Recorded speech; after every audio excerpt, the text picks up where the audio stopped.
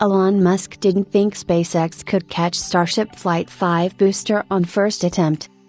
Ahead of SpaceX's Starship Flight 5, Elon Musk was unsure whether the tower arms would successfully catch the Super Heavy booster during the test.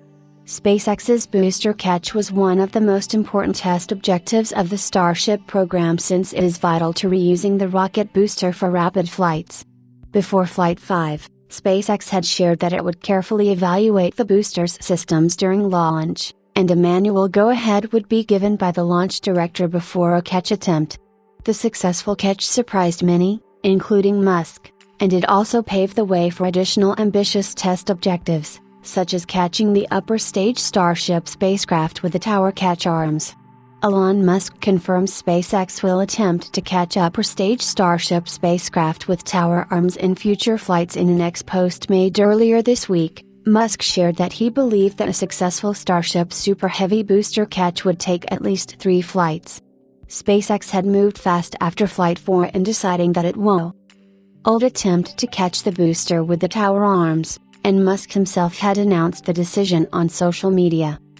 Before Flight 5, in a presentation given to SpaceX employees in Texas, Musk had commented that the odds of actually catching the booster with the tower are probably 80%, 90% this year. In a strange twist of irony, the executive, whose optimism for his business ventures is often a source of intrigue and criticism, ended up being pessimistic, as not only did SpaceX catch the booster with Flight 5 but also managed to do so on the first attempt. In another post, Musk shared that he believed it would take 3 attempts before SpaceX would be able to catch the Super Heavy booster with the tower arms successfully. In another post, he also confirmed that SpaceX will catch the upper stage Starship spacecraft with the tower arms in the future.